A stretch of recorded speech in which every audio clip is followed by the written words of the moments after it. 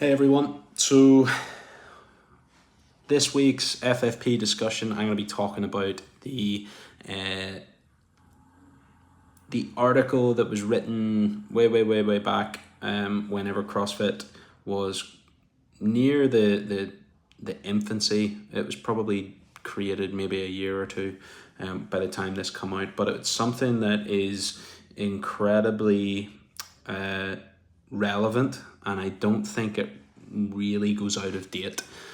It's called Fitness in 100 Words, and you might see this sometimes if you visit another CrossFit gym. You might see it on the CrossFit Instagram. Fitness in 100 Words is an incredible summary of all that it takes to maintain a high level of fitness for the everyday person. And I just wanted to talk about it and draw a bit of attention to it, because it's not always something that is highlighted because of trends and things that come about every now and again that kind of pull the focus away from the root of really what fitness is. CrossFit was the first real entity, and Greg Glassman, the founder, was the first person to really define what fitness is. That it's a measurable, it should be a measurable, observable, and repeatable method that you can test and that you can see clear objective progression over time with. And Fitness in 100 Words is really the summary of what we need to allow us to keep progressing for as long as humanly possible. So I'm going to read it, then I'm going to talk through it, and we'll go from there. Let's see, got it here. Fitness in 100 Words. The first part of this, and it's no coincidence that it's the first part. It's the first thing. It's the main thing that kind of is at the bottom of the pyramid, so to speak. The first line is: eat meat, vegetables, nuts and seeds, some fruit, little starch and no sugar. Keep intake to levels that will support exercise but not body fat. So eat meat and vegetables, nuts and seeds, some fruit, little starch and no sugar. So eat meat and vegetables. Seems pretty obvious there. Meat, there's your protein. Vegetables, there's your micronutrients. Nuts and seeds, there's your fats and some further micronutrients that are required. Some fruit. Fruit has some excellent antioxidants and things that really help the transfer of different minerals and vitamins around the body. Little starch and no sugar. Little starch, we're talking starchy foods like potatoes and some carb sources that will give you what you need in that regard, and then no sugar. So no sugar, and there's a big debate about this whole no sugar thing at the end here. No sugar is really a phrase that is like, you're better off without it. Every now and again, okay, if you live your life, enjoy some nice foods. No sugar is really a term to say as little as possible, because there's next to no benefits to processed and refined sugar. And when you're eating foods that include that, it doesn't really have a positive benefit on the body. That is a general speaking term, and you'll find that in sports, sugar is used in a way to replenish muscle glycogen after really intense efforts. This is based on the general person. This is based on the person that wants to live a healthy lifestyle, live for longer, and be able to function at a high level for as long as possible. So sugar is not going to support that in the long term. Keep intake to levels that will support exercise but not body fat. Pretty straightforward. We want to fuel the activities that we do, and we want to reduce the storage of body fat on the body as much as we can. There are elements of that could be debated, but the idea is don't eat too much, right? Practice and train. So we're away from the nutrition. We're on to how we express our fitness. Practice and train major lifts: deadlift, clean, squat, presses, clean and jerk, and snatch. So that's all weightlifting. Compound lifts.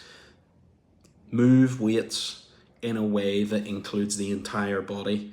That is a functional movement, and those are movements that recruit basically the entire body to complete. So a deadlift, you need full body tension to lift a heavy bar off the floor. A clean, you need to produce power and explosive power to get that bar from the floor to your shoulders. Squat, we need to get the hip moving about its full range of motion, and we need to strengthen the legs as much as possible. Presses, that's training the upper body, pressing things overhead, pressing things away from the body. Clean and jerk, that's your, again, expression of power through an Olympic movement. And then the snatch as well, which is your ultimate expression of power and explosiveness and speed with a barbell. So those things are going to improve your strength and explosive expression dramatically. Similarly, master the basics of gymnastics: pull-ups, dips, rope climb, push-ups, sit-ups, presses to handstand, pirouettes, flips, splits, and holds. So a lot of these things we probably don't do. So press to handstand, I think I maybe know less than 5 people that can do that. Pirouettes, it's becoming more regular now in the CrossFit community. Walking on your hands and turning around in a circle on your hands. Very difficult skill. Flips, splits, and holds. So flips, like that's a really tough movement for most, if not all, people that aren't Olympic gymnasts. Splits and holds. So splits, that comes in the form of like your full, like your lower body split on the floor. Again, very, very advanced for most people. And holds is just static holds, so your ability to compress and hold tension in your core. A lot of these things are really, really just expressions of what the body can and should do naturally. So a pull-up, just pulling yourself from an extended elbow to getting your chin above the bar.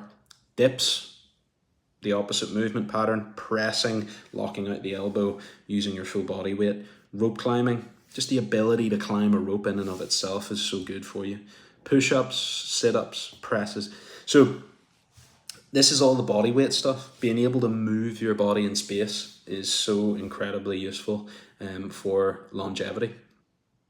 Now, some of those more skillful movements aren't necessary, but the pursuit of those movements is what makes them so beneficial. So I might never be able to do a press to handstand, but in the pursuit of that, I'll develop balance, strength in my shoulders. I'll develop more awareness in an inverted position, which is good for my overall balance and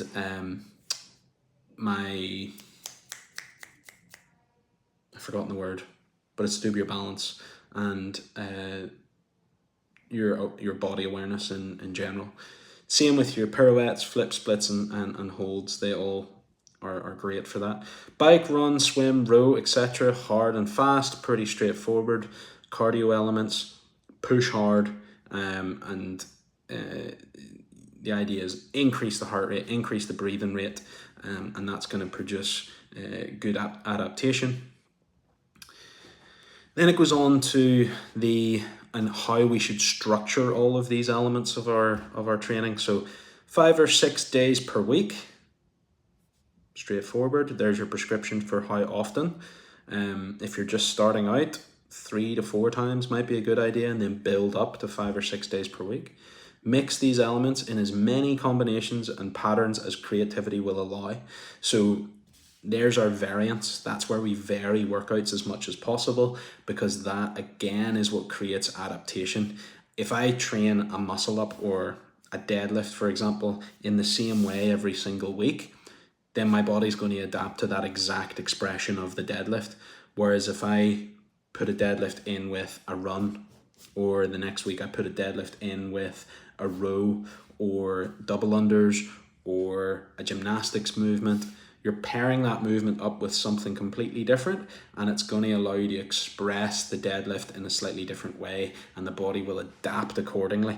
So we're exposing the body to a new variation of that movement with a different element of fatigue added to it. So that's that variance. And then it goes on. Routine is the enemy. Kind of just emphasizing what we were talking about. Keep workouts short and intense. That's our intensity piece. So whenever we talk about, I'll put the stimulus on our workouts. That's the intent of the workout. And usually that stimulus is, there's a relative intensity to it that we want to create from that workout. So that might be, that's where our scaling comes into things. So reducing the weight, adjusting the times, the volume, the reps, all those things that allows us to keep the workout intense. The intensity is what drives results. If you do things slower, typically we reduce intensity and it makes it harder to find adaptation.